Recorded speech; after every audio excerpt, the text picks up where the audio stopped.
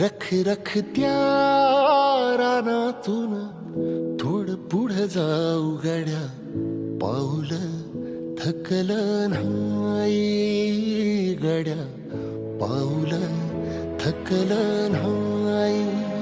सुकलेल्या भाकरीला पाण्यासंग खाऊ गड्या, पाऊल थकलं नाही गड्या, पाऊल थकलं नाही.